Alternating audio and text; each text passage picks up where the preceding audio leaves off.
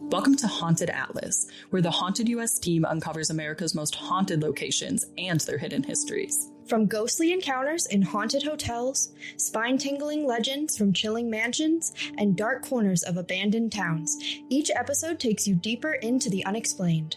Find new episodes of Haunted Atlas every 2 weeks, starting Halloween 2024. Wherever you get podcasts.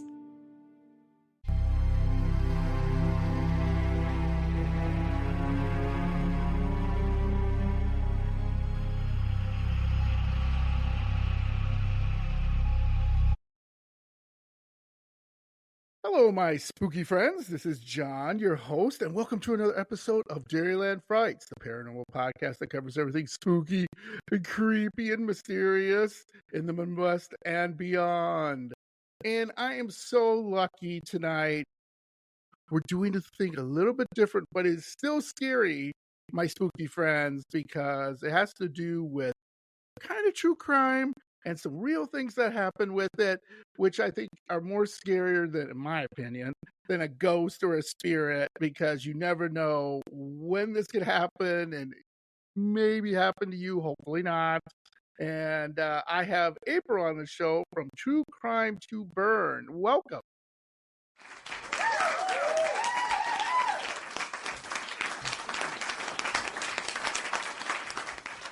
Thank you. Thank you for having me. Yeah. Again, I am blessed to have you. I'm so excited that we finally figured it out and got you on the show and everything. So my first question, April, would be, why did you decide, what inspired you to talk about, dealing with true crime and kind of the subjects you've dealt with? And explain your podcast to my spooky friends so they can, get you a listen. So Crime to Burn is a true crime podcast where we specifically focus on criminal fires. And the reason I chose that is because I love true crime. Even when I was a kid, I remember watching shows that were probably inappropriate for my age range of true crime shows. Yeah. So I really sort of got into the true crime podcasts, and I realized that there was no fire cases that I was hearing. And fire's a big aspect of my life, because I'm a former firefighter and I've been a fire protection engineer for over 20 years. So I love my job. I love what I do. I'm really passionate about it. And in my free time, I'm usually looking into these fires anyway. I actually teach a class called Conflagration to Code, How Historic Fires Shaped Modern Building Codes. And that sort of fed right into this. And at the time we started, my friend Jenny was my original co-host with me, and we did 10 episodes, and then she needed to back out, and so we went on hiatus for a while, and I used that time to really think about the direction I wanted to go.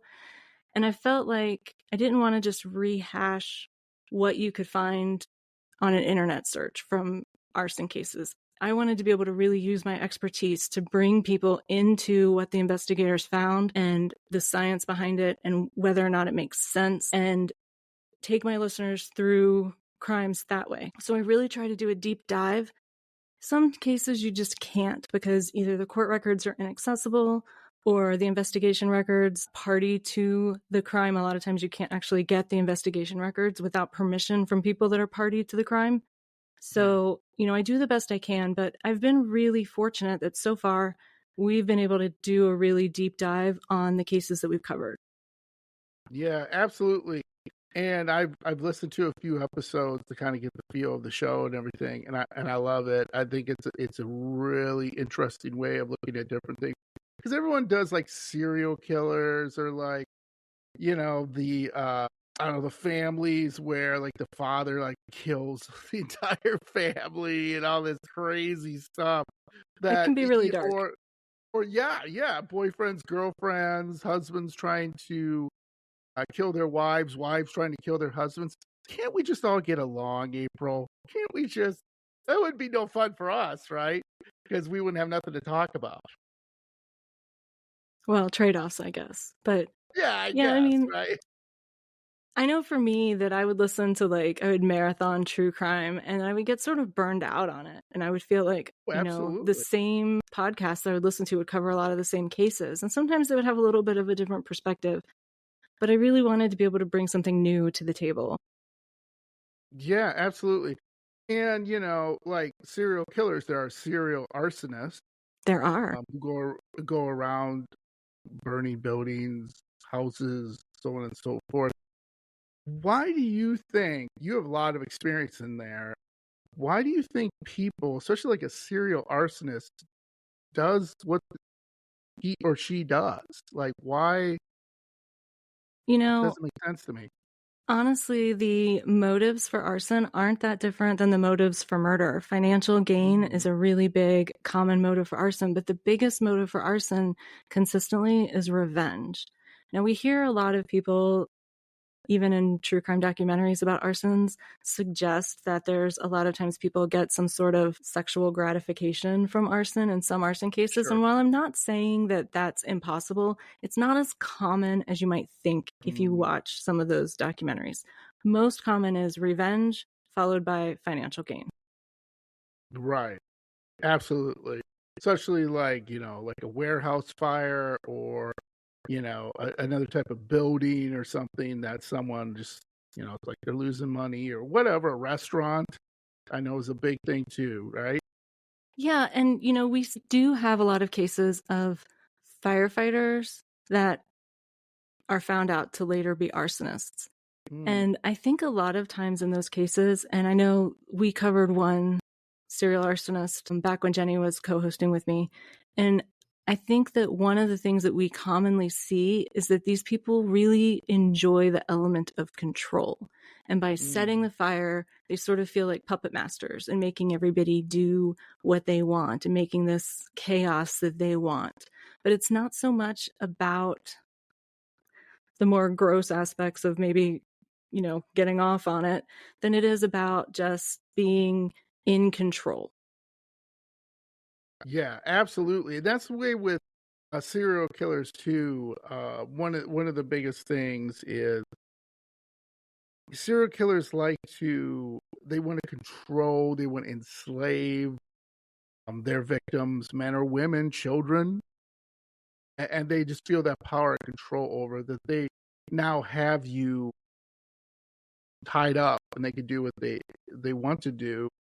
Do you think like this is probably something, I don't know, with serial arsonists, but like serial killers, there's sometimes a blueprint of you can point back to like this is the time they kind of split.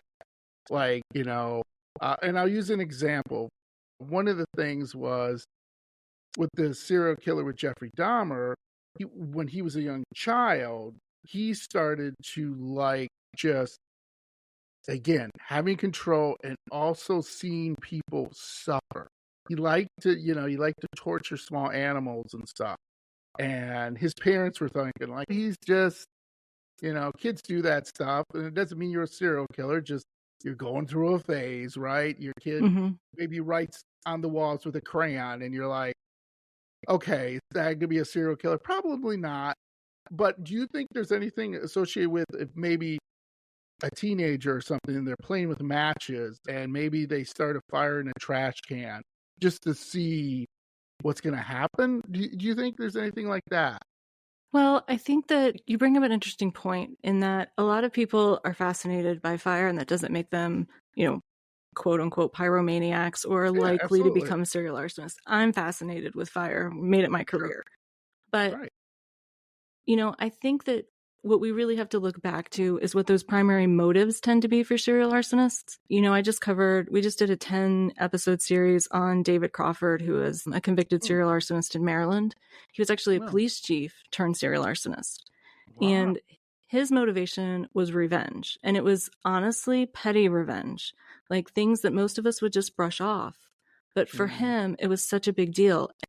My theory is that he retired from the police force. He was a police chief. He retired. mm, He was actually forced into retirement. And then he felt like he had always had this position of power and control, and now he didn't.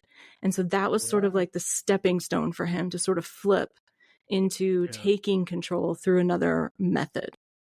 So I Yeah. don't know that like kids that are interested in fire or, Mhm. set petty fires or something as a child can really be equated to somebody that turns into a serial arsonist. I think that's a better question for a psychiatrist or a psychologist. Yes. But from what I see in the serial arson cases that we've covered, is these people are looking for control. Yeah, and that's kind of it goes across both a serial killer killing humans and a serial arsonist still killing humans in one way or another sometimes. They kind of marry together, which is just super interesting to me. But I think you're right. I think a lot has to do with I'm not control anymore, or this person wronged me, or this is something that I've always wanted to see happen to this person. I'm going to take it upon myself to do that. And that's interesting. So, like serial killers, there's always something. This is kind of it's a dark line, but also I find it kind of funny. But April, I have dark humor. You're going to learn that. So when Ted Bundy, you familiar with Ted Bundy, the serial killer? Okay. When he got caught, one of the things he told the police was, after a few murders, you forget where the tire iron is. And because he used to bring women to his car and be like, I don't know, do you know anything about this engine? Or maybe we'll check in the trunk. And then the woman would follow him around and we'd take a tire iron and bam, hit him on the head and throw him in the trunk. So he said that after a while, he's just like, I don't know where the tire iron is. I got to figure out a different way to kill this woman, which is dark and twisted, but also it's like kind of humorous in a little bit. Like he's searching for his tire iron, and this woman standing there like, what are you doing? He's like, hold on. Wouldn't you be like, all right, pal, I'm out. There's something weird going on here. Do you think that with serial arsonists, after a while, why they get caught? Do you think they just go, where's the gasoline can? Where's the, they get whatever, sloppy? right? To get this fire started. I do think that in some cases they do. In the case that we just finished covering, the one I referenced, the David Crawford case, he was a former police chief. So you'd think he would know how to cover his tracks really well. But when police executed a search warrant on his house, they found he had his entire target list saved in his phone. He had the dates of the fires in his calendar, and he had made PowerPoint presentations of all of the research he had done on his victims, on some of his victims, including like the mapping out the route to their house and things like that. And so I think it's not just so much that they get sloppy. I think they have this like narcissistic. And again, I'm not a psychiatrist or a psychologist, but what it looks like to me is sort of this narcissistic, well, I haven't been caught in this long, so I don't have to be so careful because nobody's going to catch me. And that's the downfall for, like you said, a lot of serial killers, but it's also the downfall for a lot of the serial arsonists that I've looked into. Yeah, that's just fascinating, because they just like, again, the serial killer called the BTK killer, Dave Rader, I believe his name was. He actually printed out this list on this church printer. He was putting this list together of people he's going to kill, and he had gone, believe it or not, close to 20 years without committing a murder or killing anyone. And then he was like, I think I'm going to do it again. I'm back in the mood, whatever that means. And he printed it out. He was the church president, by the way. And he was a guy that if you see, it looks like your dad or anybody's dad. He doesn't look special. He just looks plain, right? And he printed it out on this computer, on this printer at his church that he goes to. And then, he gave it to the FBI and they were like, it's a printer. They traced it right back to the church. And then they were like, wait a minute, who's printing on this? And they traced it right back to him. And he was like, yeah, that's me. I did it. And maybe there's a possibility there that, there is sort of a daring people to catch them, because even if they do get caught, there's a notoriety associated with it. And I don't understand that desire for notoriety, because my preference would be to fade into the background and, people hear my voice on the podcast and never know what I look like. Other people have different priorities, and, maybe there is a little bit of that, well, I'm daring them to catch me, and if I do get caught, I've still got this notoriety. People are going to talk about me for a long time. Absolutely. So one of the things you said, you love your job, which is awesome. That's very rare, and I love that people love their job and love what they're doing. So what can you tell me about why you love your job? Because fire is one of the few, if you want to say elements, like water, it's good, but can also be terrible. I mean, it could do devastating things. Obviously, the floods in North Carolina, the hurricanes that just happened in Florida and hit North Carolina, people lost their lives. But on the other hand, if we don't have water in our life, we're going to die. Plain and simple. Same with fire. Could devastate an entire city, town, whatever. But again, if we don't have fire to cook our meals and to run our machines or whatever you want to say, we're going to die. So what fascinates you? Do you like the kind of, as I like to say, the dual or dichotomy of both, that it's so lethal but so good? Like, I don't know. You tell You me. know, I joke a lot that I have the perfect career for an overthinker because my job is to go to work every day and imagine the worst case scenario that can happen and then try to prevent it. Wow. But, Okay. the truth of how I ended up a fire protection engineer is actually a much funnier story. I Okay. grew up in a rural county in Maryland, and Okay. in that rural county, you could join the fire department when you were 16. And I realized that during the day at school, in my high school, these people would have these Yeah. huge, like, weird pagers on. Their pagers would go off and they would all jump up and leave in the middle of class. And I was like, where are they going? And people are like, Mm. they're volunteer firefighters and it's home response here. So they get to leave during class. Mhm. So one day I was driving home from work and I was driving past a firehouse and there was a bunch of cars there. And I just turned. Like, that was literally my thought process is, hey, you know what? I could cut math class more often if I join. And I went in and I got the paperwork to join. And because I was 16, I had to get my parents to sign off on it. Yeah. And I remember How's that my work? mother was a debutante. So this was a big jump Boy. for her. But Yeah. my dad talked her into it. He's like, well, she's going to get to do fire and EMS and maybe she'll grow up to be a doctor and support us. But so I joined the fire department. And then when I left to go to college, and by the way, I didn't get to skip math class because I learned that the only firefighters that got to leave school were the people who were in the fire department that was closest to our school. And I was in a couple districts over. So no skipping math, but that's okay. I still got some amazing experience. And that was my first exposure to the fire department, my first exposure to the fire department life. And I learned so much. Yeah.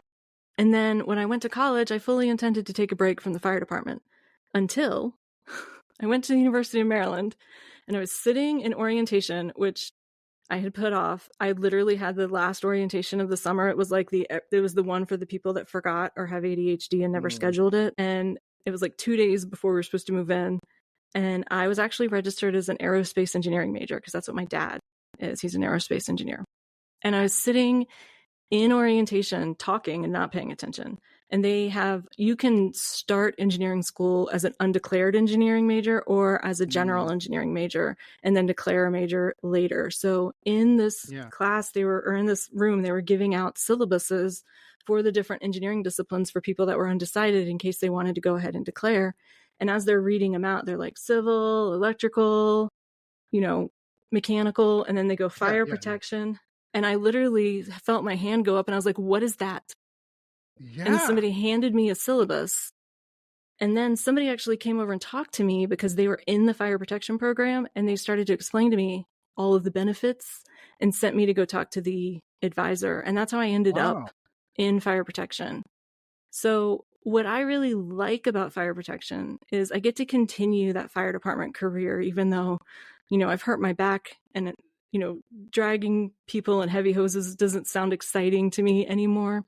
But I get to think about fire department operations and the fire department every day in my career. I get to go to work and I get to think about what could possibly go wrong, what's going to hurt and kill people, what's going to impact the firefighters responding, and how do we make it as safe as possible? And how do we protect our clients' interests, not just from liability, but also their continuity of their business model? Because a lot of people don't realize if you lose your business from a fire, the downtime it takes, even with insurance, to get it rebuilt would drive most companies out of business. Yeah, absolutely. And I want to thank you that you did that, because we need more people like you who love what they do and can really bring safety back to the house. Because I've known people who have lost their homes in a fire, and it's terrible because all your memories, everything in there is gone. You know, Describe pictures. it. Yeah, go ahead. I always describe it as a threshold moment. Once you've experienced a loss of your home or, God forbid, a loved one from fire, there's like this threshold that you walk through where you sort of have this stripping of your naivete, where, you feel like you have some modicum of control. And then you realize that fire is very indiscriminate and you don't have a lot of control. And you can't ever go backwards through that door once you go through it. So I always refer, when I talk to people that have suffered fires, or when I explain fire cases to people, I always talk about they have that threshold moment, that the person they are on the other side of the fire is very different than the person they were before the fire, and it becomes a very defining moment in their life. And there's other defining moments that happen in our lives, obviously, but fire is almost always one of those threshold events in somebody's life. Absolutely. And in fact, we have in Wisconsin called the Peshtigo fire. It was worse than the Chicago fire, the famous one about the goofy cow kicking the wood lantern, which wasn't true. It killed more people. It did more devastation than that Chicago fire. And there is in Peshtigo, Wisconsin, there's a memorial to people who lost their lives. This is about the same time, 1800s, about the Great Chicago Fire. And when I did an episode on it, we did research on it, people talked about how fire turned into almost a tornado, and wind shifted, and people, even though they're in the river, were melting, and it was just horrific what fire did. And everything was a tinderbox in that town, because it was 1800. So everybody had hay laying around, wood, so on and so forth. And that's just crazy how that like that. Yeah, and I was actually recently talking to somebody about the fact that there's a very famous fire in U.S. history. There's my husband. Hello. John says hello. There's a very famous fire in U.S. history where we see a lot of really important labor laws come out of the fire. But what I always tell people is that from a fire protection perspective, that fire was actually really important, because that's where we stopped seeing fire codes shift from preventing citywide conflagrations to where it started to shift to protecting individual life and individual property in a fire. Because citywide conflagrations were so common at one point that once we got to a certain point where citywide conflagrations weren't as much of an issue, we saw a real shift in fire codes and how fire protection works.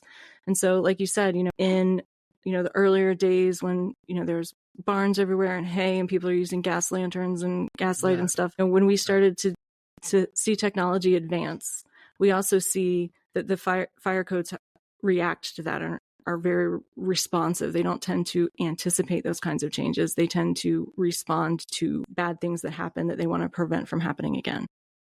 Yeah.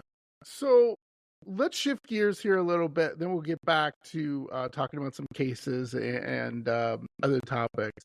So let's get to paranormal for a second. Have you ever had a paranormal experience, and when? I really haven't. I joke with people that, if I ever had a paranormal experience, I'm so forgetful, I would probably chalk it up to myself, like leaving the doors and drawers open or whatever, and we have animals, so anything that goes bump in the night, I automatically assume is an animal. So I really haven't had a lot of paranormal experiences, but we live in an area that has a lot of fascination with Bigfoot or Sasquatch. So there's a lot of stories in this area about Sasquatch, which I know there are all over the United States. But I haven't seen him yet. That was my next question, April. If you've been out with your husband and your kids, around the campfire or fire pit, and hey, what's that in the woods? No. nothing like that. No, we do occasionally see the bear in the trash can, but we haven't seen Sasquatch just yet. Do you think Bigfoot or Sasquatch knows fire and can do fire appropriately? Because they got to be able to he's got to cook stuff, or maybe he eats it raw. I don't know. You tell me. I don't know. I wouldn't think so, because I feel like there would be a lot more evidence of them if they had harnessed the power of fire, because harnessing the power of fire is one of the things that sort of propelled us into technology. Absolutely. A lot of modern technology, and I don't think Sasquatch is there yet, unless they're just really private with their fires. I can't imagine. They're just cooking something under a stick, like a fish or something. You don't know. It's Sasquatch. One of the things, though, I want to ask you is, do you ever, this is what I'm thinking you would do. Do you ever go into maybe you're going to a restaurant with the kids somewhere. Do you ever go into a restaurant and just look around and go, well, this ain't up to code. Hey, do you ever say anything like that? Get the manager over and be like, hey, your sprinklers, what's going on? Look at your fires. Yeah. I do. More so in unsprinklered buildings, I tend to look for where the closest exits are and make sure that everyone I'm with knows where they are. Because we've seen a lot of, especially in assembly occupancies like nightclubs and things like that, that's where we tend to see people having trouble getting to exits in mass casualty events like fires. So yeah, I do. I absolutely look for sprinklers in almost every building I go into, and I check for the closest exits. And I have pointed out before, I'm a little embarrassed to admit this, but one time we were staying at a hotel and we had booked something that when we got there, they're like, we don't have it. And I was pretty irritated about it. So I walked around the hotel for 15 minutes and then went back to the front desk with a list of issues that I saw that the fire marshal might be interested in. And we immediately got upgrades. Oh, nice. I was thinking that your husband was going to go, honey, just turn your brain off for a second, okay? Let's just have a good time. And then you got upgraded. Well, let's do more of that. But the important thing is that I saw them fixing the issues while we were staying there. So I'd like to say that I helped improve the safety of the hotel. I love that, April. So everyone that stayed where April was staying, you guys should thank her and listen to her podcast and support her. But let's not mince words here. I was having a temper tantrum, and it's not one of my proudest moments. But at least, hey, you never know. You could save some lives, right? So do those temper tantrums. I'm totally on board with you. I don't want to be jumping out a window because some idiot didn't have a fire alarm or proper working extinguisher. I'm like, oh, yeah. Honestly, the most common thing that we see in hotels is doors chalked open. Stairway doors are supposed to be on automatic closers. And so one of the easiest things to do, I used to always steal door chocks when I saw them and fire doors. We used to get extra credit in college for stealing door chocks that were holding open fire doors and turning them in one of my classes. Because this is a problem on college campuses too. I bet, and you really just take it for granted, because you're like, really, who's going to start? But all it takes is what, really, right? To start a fire? I don't think it's even that. I think people just don't understand the purpose of the fire door. They don't understand fire compartmentation and how that helps with egress and gives people time to exit the building. And so it's not nefarious. It's usually just an issue of, wow, it would be more convenient if I didn't have to open this door every time I came through here. And it's just not knowing. Absolutely. So let's get back to, why don't you tell me, we were talking about spontaneous human combustion. And I saw a little bit of that, and I was talking with Aaron from Patriot Paranormal. We did that topic and everything.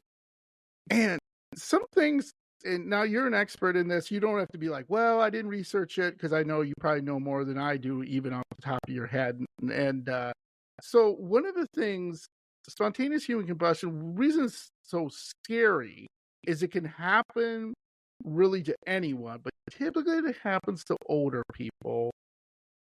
And they usually have three things in common. One, they drink. Two, they are, usually, like, like an older person typically stays at home, and they don't maybe clean up that great. And there's a lot of, you probably went into maybe your grandma's or your grandpa's, whoever's home. Like me, like my mom used to keep like newspaper around her, and she would have a candle on, and I'd be like, Mom, what are you doing? But there is other things too, is certain things on them burn and other things don't. For example, a gentleman that I did was talking about, he was an older gentleman in Ireland. He basically burned to ashes except for down to his below his knees. So basically below his knees. Yeah. He still had his shoes on and they didn't get burned. And his his legs were sticky in his boots, but everything else was burned. But also the chair around him was a little bit burned. It was burned, you could tell it's burned, but didn't like go with him. So is there anything of explaining why spontaneous combustion would happen to maybe an older person, and why it would leave certain things on some people and not touch other things? I mean, I think it would burn the whole building down, but it doesn't. It's a centralized burn. How's that work? So before I answer your question, I just want to provide a little bit of a disclaimer. So I'm an expert on fire and the physics and chemistry of fire. What I'm not an expert on, and I'm going to have to touch on it a little bit as I, address your question, is human biochemistry, human anatomy.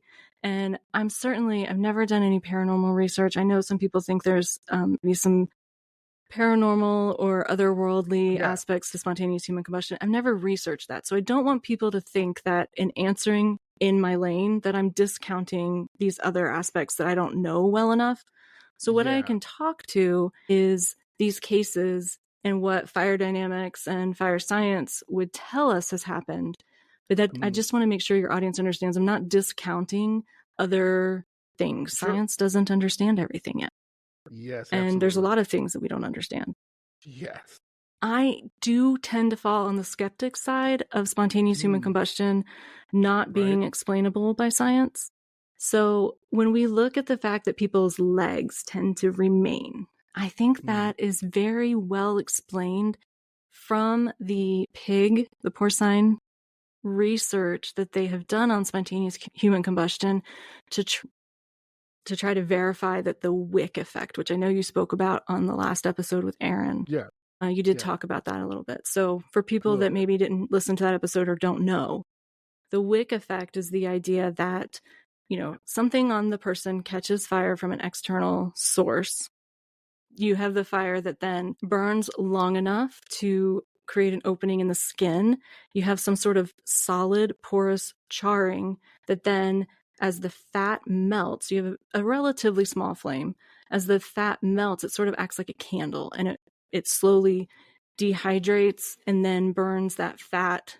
And what we see in a lot of these cases and what they've seen in the pig cadaver research is that as the wick effect occurs, that a lot of that fat that doesn't get sucked up in the wick sort of melts onto the floor or the piece of furniture. And so that sort of can help explain why we sometimes don't see full combustion of the chair or the floor that they're sitting on. Although there are cases where we do see almost complete combustion of those items as well. So we see a little bit of both. Yeah. And the reason why we see a lot of times legs and feet remaining, and even in some cases the top of the head, is because there's not a lot of fat there. And the fire, since it's a relatively small fire and it's not catching adjacent combustibles on fire, it runs out of fuel when it gets to those areas. And if you think about the fact that fire burns up, we have a lot fewer cases where part of the head remains. And I think that's explainable by just gravity. Fire burns up. And so if there's not an adequate fuel source, below the knees, if the person's not, doesn't have a lot of body fat in that area, it makes sense that the fire would stop there. And that the legs would be relatively untouched because all the products of combustion are going up. And the thing I found really interesting in these cases is that in almost all of them, they noted a very defined demarcation line of where the products of combustion had banked down in the fire, which tells us that Sure. heat layer did stay relatively high in the room, and justifies those assumptions about the lower legs not being involved. Yeah. Thank you, April. Here's what fascinates me the most. There are so many things about it where, like you said, nobody knows really why. It's typically, like I said, a lot of people, they've done a lot of drinking, smoking, but I'm like, I know a lot of people. I used to have a roommate who he's a complete moron.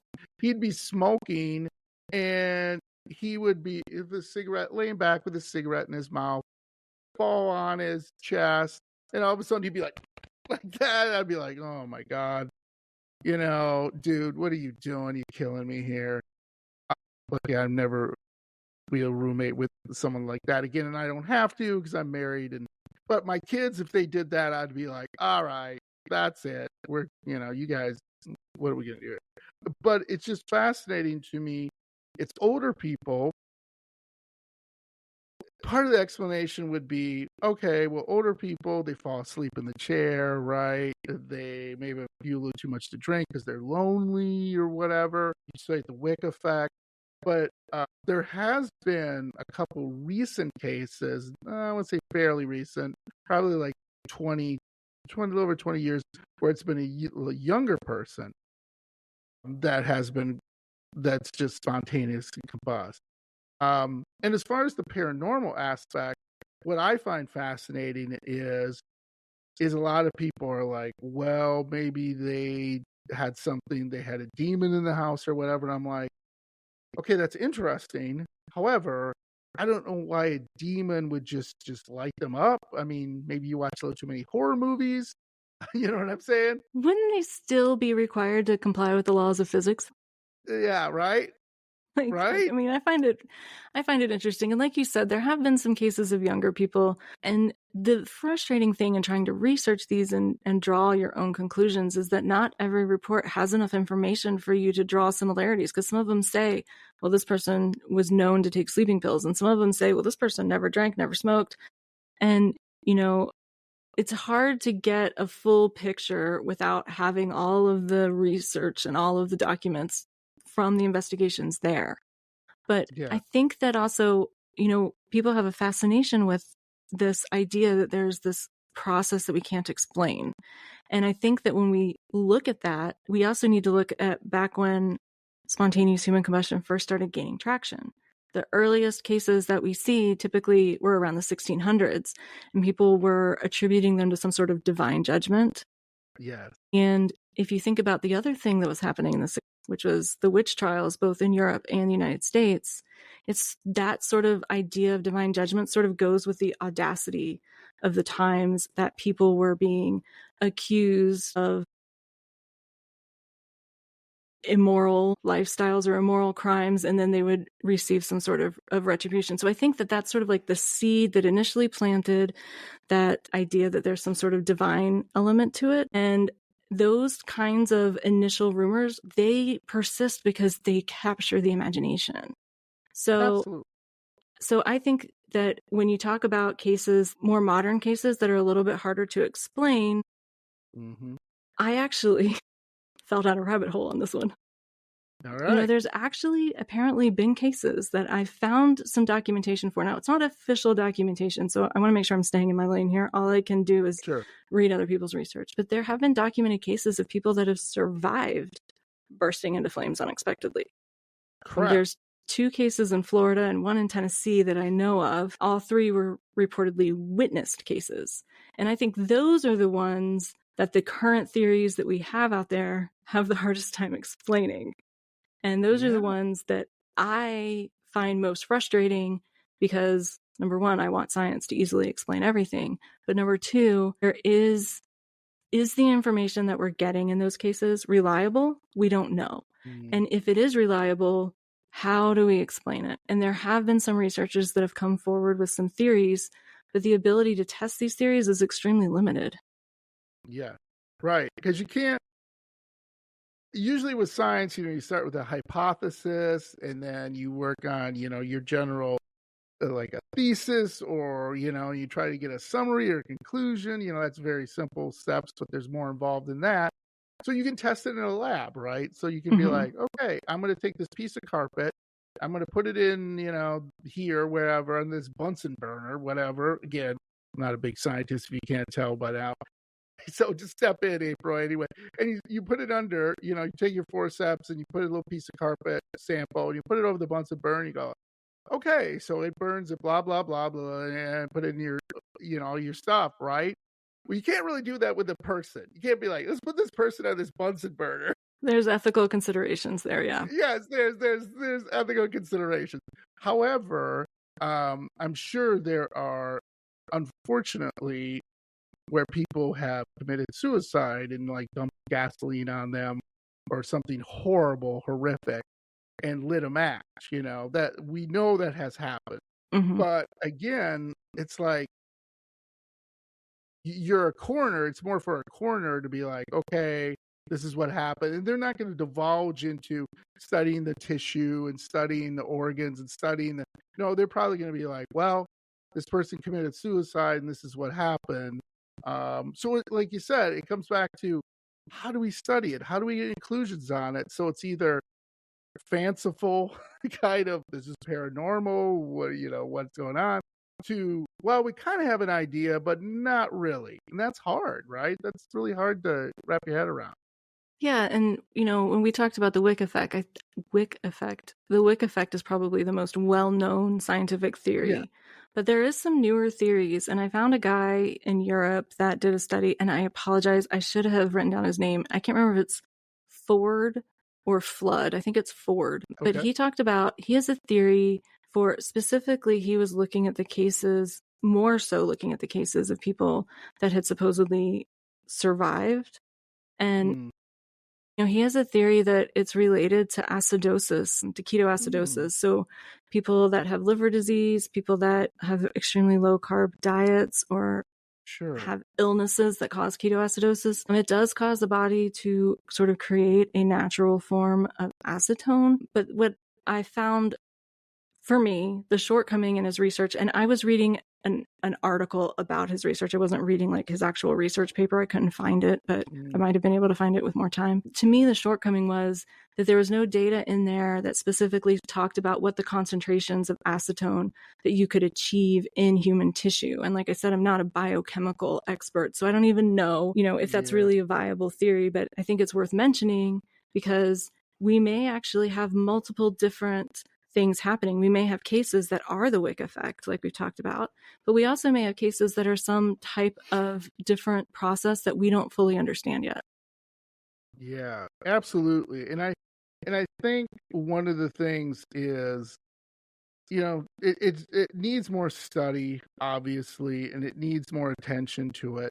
But I can see why people are not, because it's very rare. I mean, it's not like every week someone is spontaneous combustion, Thank goodness. If that was the case, that would be scary, right? As well as then people would be like, oh, we better learn about this quick, because I don't want to be like sitting at home watching a movie with my kids and then boom, I go up. Like, again, we know it's rare. And like you said, thank you for sharing that research and everything, because I think people can understand, like, no, you don't have to panic. You don't have to be like, oh my God, am I going to combust? No, good chance you're not going to. However, if maybe, like you said, due to certain conditions in your body, maybe you want to go to the doctor, and just, if you're truly concerned, go to a doctor and maybe get checked out and see what they say, see if there's ways to deal with it. And still, you're probably not going to. So people, don't get scared. Don't start running to, April and ask her all these questions. I'm an overthinker and a disaster planner, and I've never gone to bed worried about spontaneous human combustion, and I worry about fire all the time. So I think I can confidently say to your listeners that this is not something that you should put on the top of your concern list. Yes, and I'm guessing people don't, but I don't want to start a full panic. Oh my God, I got to go home to grandma tonight and see if she's okay. Like, no, they're extremely rare. Yeah, but they capture people's attention, so they get a lot of media coverage. And Absolutely. But I will say, if grandma has a bunch of candles lit and she goes to bed, maybe you want to go over to grandma's house and put them out and be like, Grandma, I get it. You like Maybe candles, consider but getting her those little battery powered candles. yes, yeah. There you go. April had the perfect solution. Go out. You can get them anywhere you want. They make them really good. I have a whole mess of them. They're beautiful. They're safe. Go get that for grandma or uncle or whoever, or your mom. Maybe your mom's going crazy with candles. Like, Mom, settle down. So let me just talk a really quick thing. I didn't put you up for this, but I got to ask. Okay, Halloween's coming. People put candles and jack-o'-lanterns and put them otherwhere, as long as we're talking about candles. Any safety things you can share with people if people are like, I'm putting a sorry. bunch of candles up for ambiance? You just broke up a little bit. So I got you mentioned jack-o'-lanterns and then it broke off. Okay. I was just saying, any safety tips for people if you put a candle in a jack-o'-lantern or you put candles around your house for ambiance on Halloween, of being safe, just really quickly? Yes, I do think that for people that like to put candles and jack-o'-lanterns, those battery-operated candles are really your best bet. And they look so real now that people can't tell the difference unless they actually open your jack-o'-lantern and look inside. But I think the thing that I've seen recently that scares me the most is, have you seen the people that take those, they're like these powdery dye bombs? Like, a lot of people will use them for like gender reveals, but I've seen people taking colored ones and putting them inside jack-o'-lanterns and letting them dissipate the powder, the colored powder out. And I'm going to tell you why that scares me. Almost every powder or dust in the world is capable of exploding in the right conditions. So when they sell those, they're selling those with the intention that you're using them out in a big open space and they have room to dissipate. And even if, God forbid, a spark were to ignite, if you only have one or maybe two, it's going to be a flash fire that goes out really fast. You can find those in something like a jack-o'-lantern, and you sort of concentrate the jet out the openings of the jack-o'-lantern and stuff. You have a much more dangerous situation. So you should never use anything that has any kind of powder in any kind of confined space. You could inadvertently create a bomb. All right. Please do not do that because we want everyone to be safe. That is a great safety tip. And silly string also. A lot of people use silly string on Halloween. Be careful with silly string around candles. Silly string is flammable. Extremely, yeah, extremely flammable. Yeah. People, now you're scaring me. So let me ask you this. Has there been a case that you are researching or have researched that just made you like, I don't understand. Like, it was so just almost like keeping you up at night, or you're just like, what is going on? Like, how did this happen? Anything like that? Just perplexing. Well, I think whenever I'm working on a case, I always have that feeling. I do such a deep dive into the research that I feel like I really get to know all of the people. So we really got attached to the people that were the victims, like mentally in my mind attached to the people that were victims of our recent serial arsonist, David Crawford. But right now, today, we actually recorded the first part of a new series. It's going to be a much shorter series, but it's on a woman that was wrongly convicted of arson. And she was wrongly convicted because of some once commonly held arson investigation myths that have now been disproven. And investigators saw these things, decided she was guilty, and then when the lab data didn't support their theory of what had happened, they colluded to lie in court about what the lab data had revealed. And she spent 17 years in prison wrongfully convicted. So those are the cases that really get to me. And those are the ones that, I'm glad to say that arson investigation has come a long way. We don't see it being the same kind of junk science.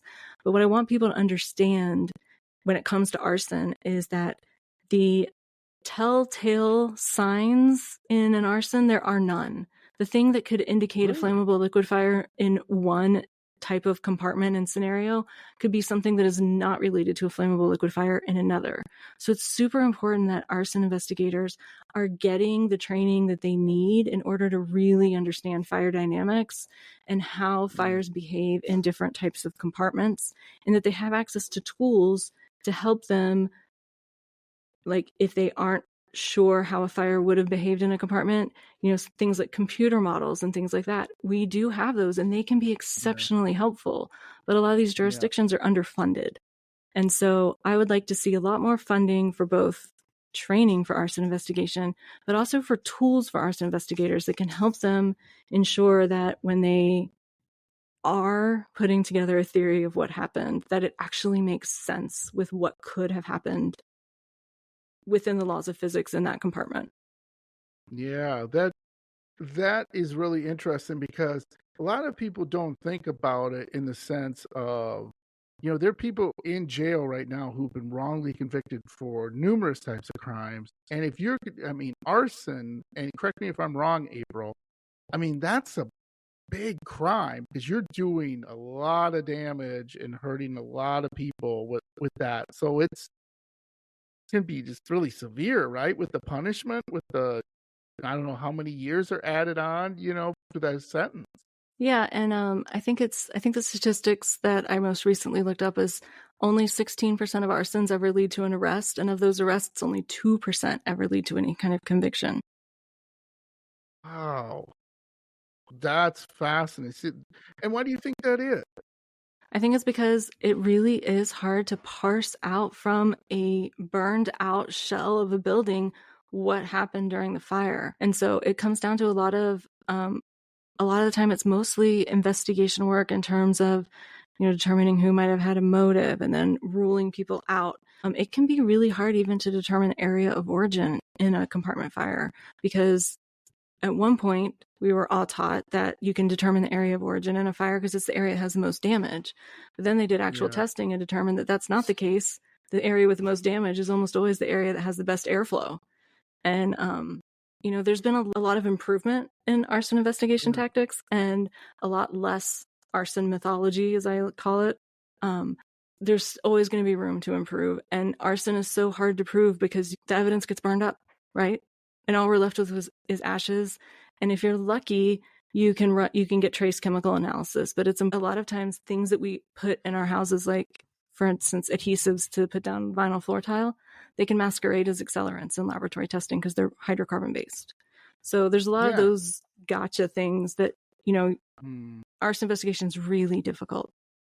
Yeah. So there isn't really, see if I understand you correctly, April, there isn't really a common denominator where you go that it's arson and we feel that it's the owner of the building, right? You can't really do that.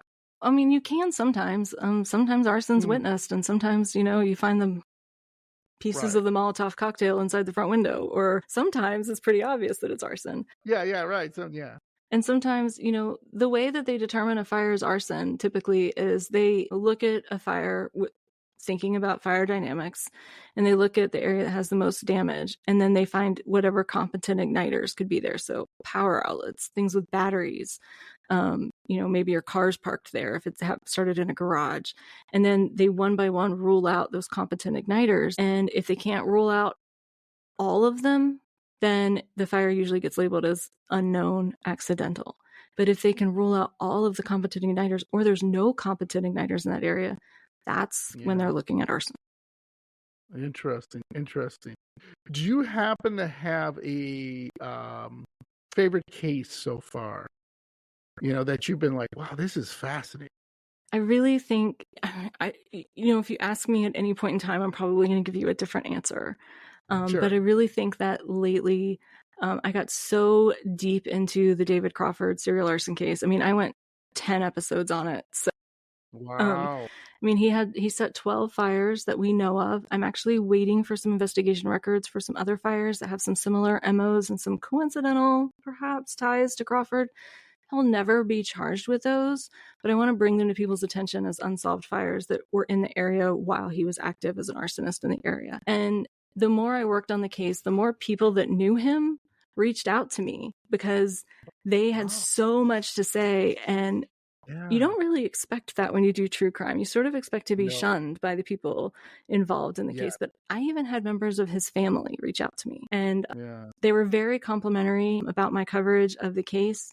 I tried very hard to be objective. It can be really hard when you're covering someone. He's convicted in 4 of the fires. But I felt it was really important to tell that story when I did, because his case is pending appeal right now in Howard County, Maryland. And I think it's an exceptionally compelling case. And, it's got some levity to it because he did some dumb things. But I don't want people to think that means that this was fun or funny for any of his victims. It certainly wasn't. No. It was very serious for them and traumatic.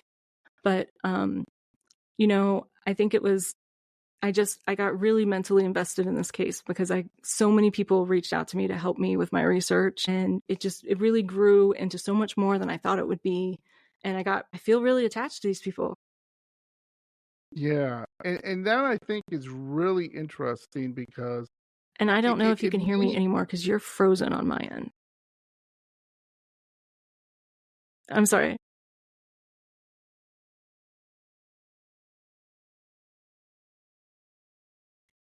Did I lose you?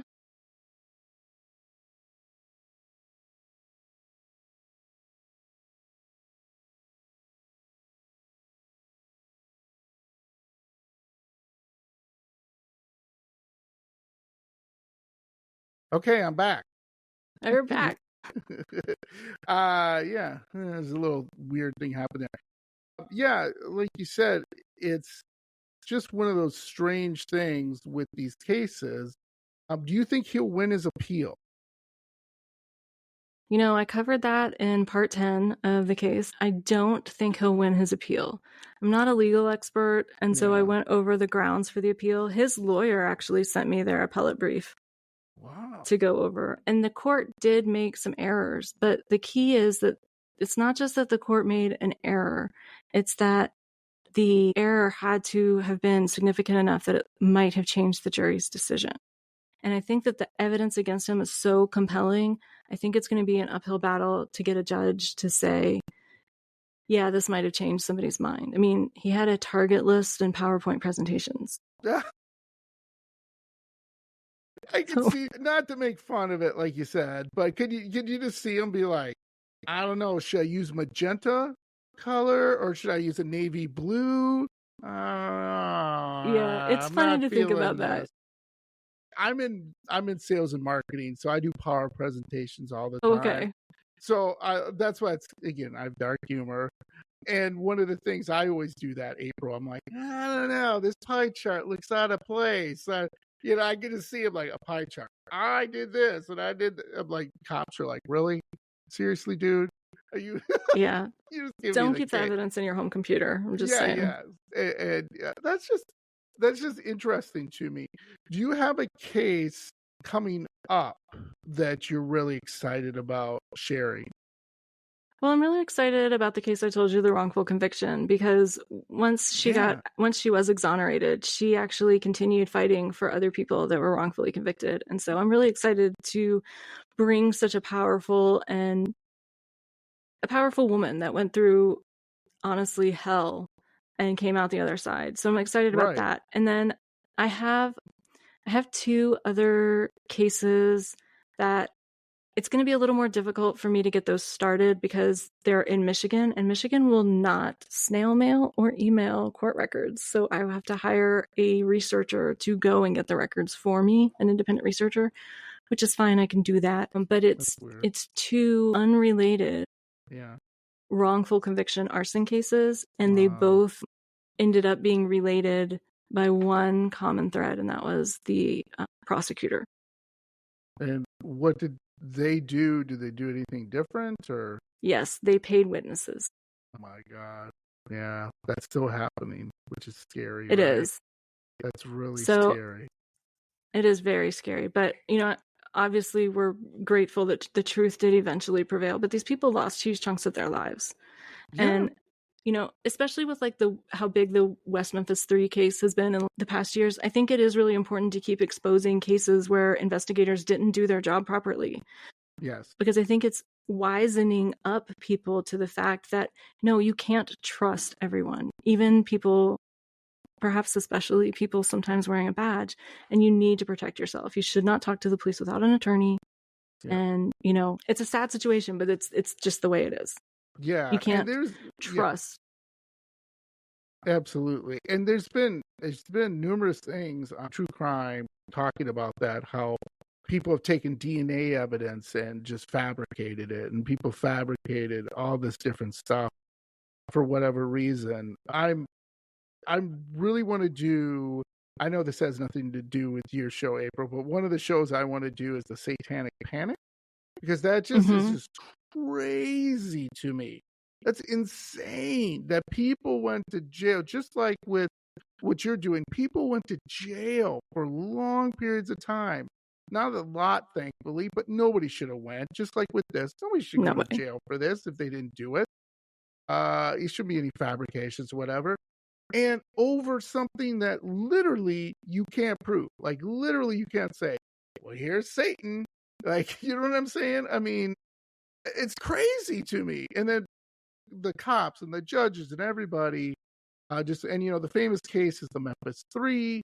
Even if you're like not into that area of true crime, if you watch it, and there's been many great documentaries I highly recommend to people, if you watch it, you're like, oh my God, what is going on here? Like somebody step in, and nobody did.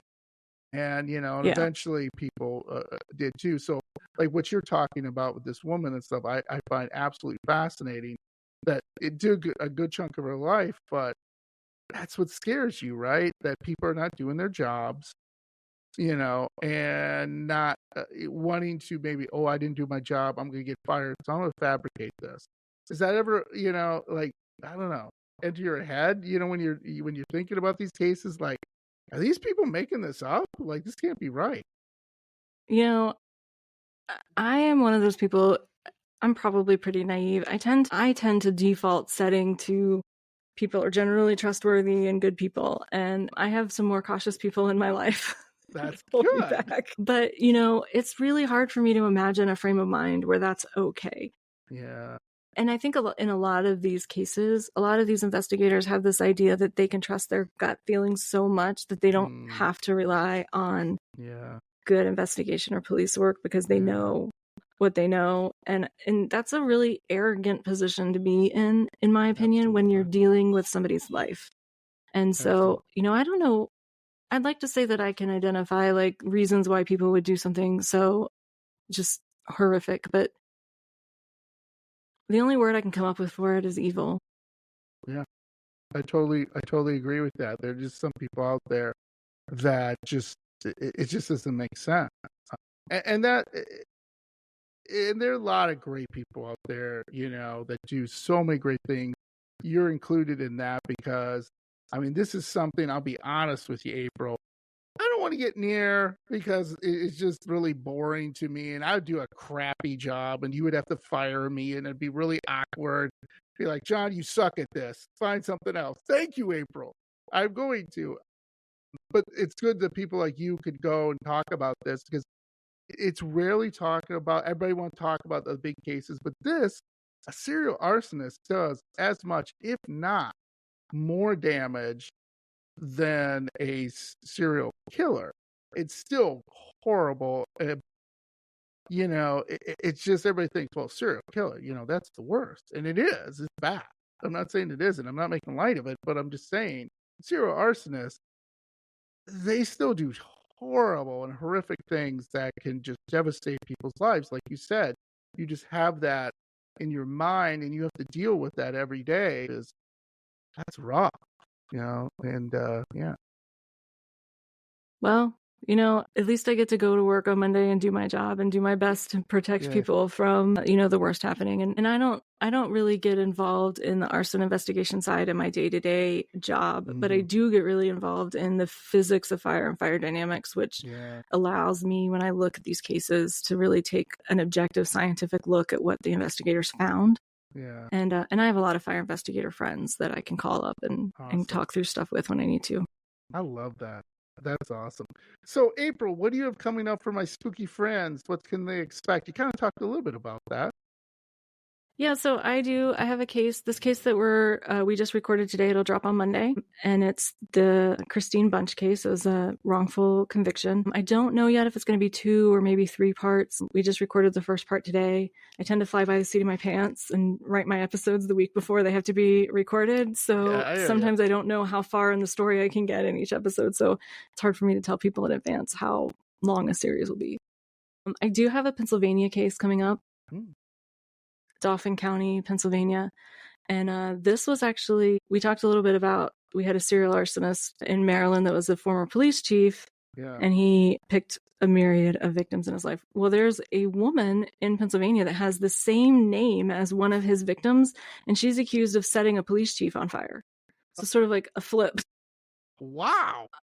I'm working on getting the court records for that case. I just got my receipt today in the mail for paying for the court records. And I keep a list in my phone, but I don't really meditate on it very much. I just sort of fly by the seat of my pants. So those are like the 2 cases I have really in the works right now.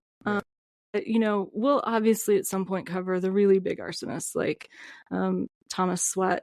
You can't talk about serial arsonists without talking about him.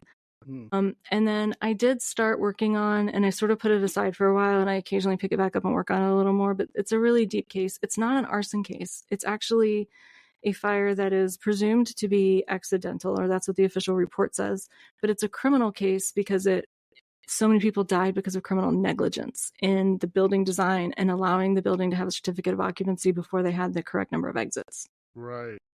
Not all fires are criminal because they're arson. Some fires are criminal because they didn't follow the building code. Yeah. Well, thank you so much, April. I hope you had a good time here. I hope we had fun. I know I did. Thank you so much for having me. I really appreciate it. No, I love this. I'm fascinated by this because I have an expert that has dealt with this and can kind of explain it to myself and other people who may be like, well, they just threw a match and the building went up, what's the, but now you're like, whoa, there's fire chief or police chiefs and other people in that area doing this. You never thought about it. You thought maybe some mentally challenged person or mentally ill person is doing these things. And I'm sure there are, unfortunately, but there's like real people who are like supposed to protect you are doing this. And that's fascinating to me, right? I love that. So thank you so much. I will have all her links to her podcast and everything, to her Instagram. So you can go on there. April, again, it's been a pleasure. I always ask this to my guests, can people ask you questions on Instagram and everything? Are you okay with that? Absolutely. I run all of our social media me and myself. So yeah, if people have questions or they have a case that they want me to cover, they can always reach out to me on any of our social media. We're not on TikTok because I refuse to learn how to use TikTok. I hear you. I'm old. But same with me. We are on X, Facebook, and Instagram. I'm most active on Instagram. We also do have a YouTube channel. And you can always reach out to me at crimetoburn@gmail.com also. Any messages through any of those platforms will come straight to me. And I mean, as long as I'm able, I will respond to everybody. That's awesome. So again, please do that. Suggest cases to April. Maybe ask some questions, a little curious. Spontaneous combustion, me and April figured out you're probably not going to, so don't worry about it, people. But keep an eye on grandma and your aunt, your uncle, your mom, dad, who have a bunch of candles sitting around. Like I said, get one of those battery-operated candles. It does the same thing. So be safe this Halloween and just be safe in general. And again, April, thank you so much for going a little overtime with me here. It was a pleasure to have you on, and I would love to have you on again. All right. Well, thank you so much. All right. Thanks, April. Have a good night. Bye.